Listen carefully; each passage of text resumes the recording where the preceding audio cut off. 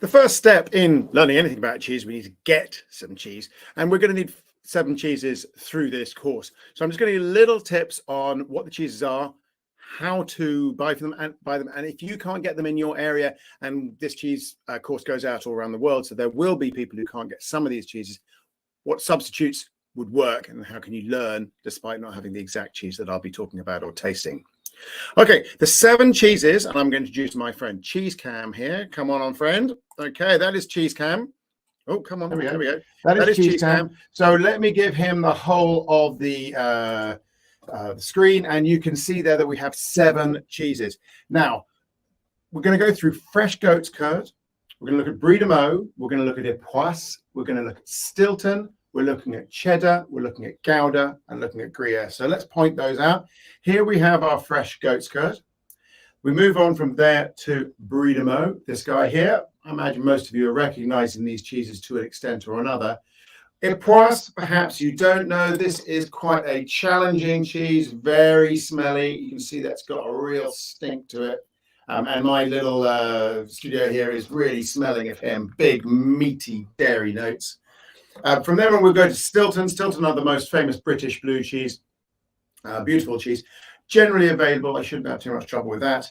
Then we've got a Gouda, the most popular cheese in the world, but not always the aged Gouda, and we'll talk about why age matters in a minute. And then we're going to finish up with one of the great nobility cheeses of Europe with Le Gruyere. So let's start off with fresh goat's cheese. What I'm looking for to taste is something that's really soft. And kind of, if you could see, there we go. It's got a kind of gentle aspect.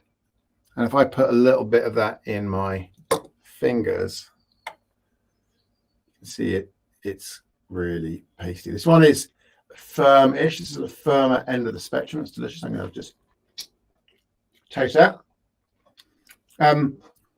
What I'm looking for is no processing.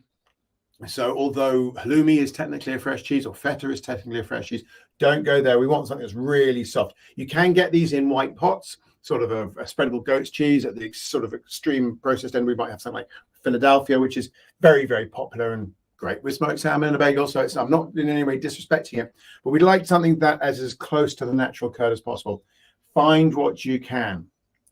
It's quite delicious. Right, next, Brie de Meaux.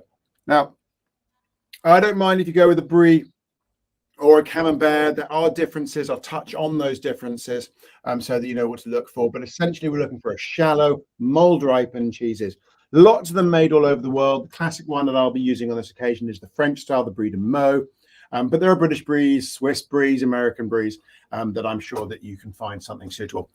There is one tip in there. There's something called a stabilized Brie, which has a very homogeneous, elastic, but not very tasty center.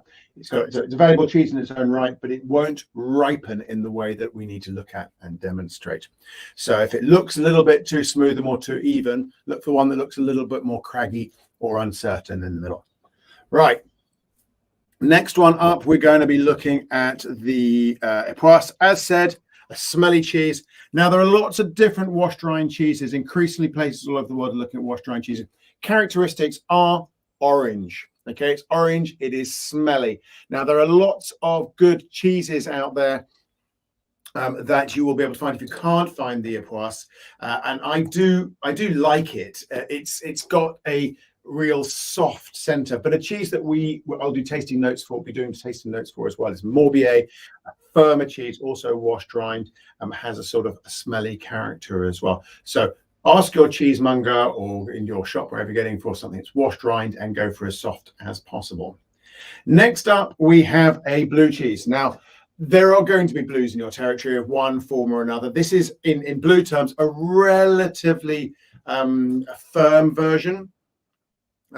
There are much softer versions, such as the Gorgonzolas, and then there's a really sort of pasty version, such as the Roqueforts. Kind of happy for you to find everything. If you can get a Stilton, take that, because that's where my tasting notes will be. But the important thing is to get a blue cheese. Once we get onto the hard cheeses, there are enormous varieties, and I do need you to find something relatively specific. First of all, my friend, the cheddar. Now, get him let's bring this up here. This is what's called a cloth wrapped cheddar, right? Now, again, these are made in lots of different places, most famous in the UK here, basically in Somerset.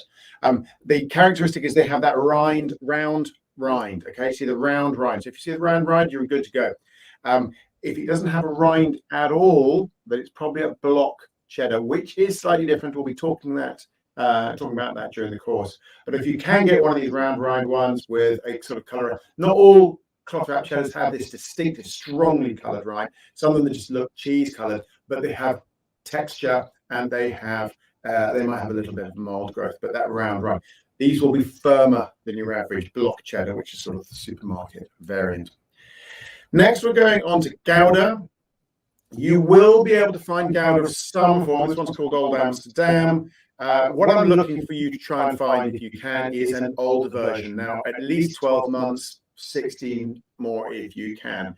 Younger Goudas just don't have the complexity. When I start talking about complexity, you'll be tasting it and go, oh, I can't get that. And then go, just needed a bit of age. Almost all Goudas age well, but not all Goudas are aged or sold in a territory. Look for an old Gouda, an old Gouda.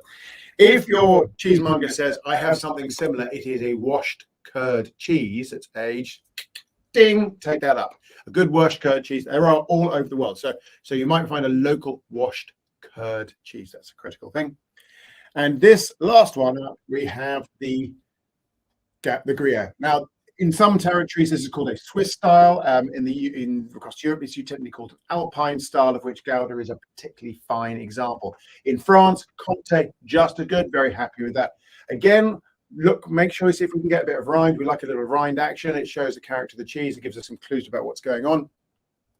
But if you find end up with an old Emmental or something like that, we're going to take what we get, aren't we? So just try and see if we can get a bit of age on it. Again, you're looking for sort of post 12 months, 16 months to get the full complex experience. If you can't get it, and you get something like a reserve or something that's like 11 months, it's still good to go. But we're looking for the Swiss style or an Alpine style Gruyere, if you can get it. Okay, just pay attention to things like condition and cheesemakers. There are different cheesemakers for all these cheeses, and they all be variants on a theme. Now, again, just work with your cheesemaker and just look something.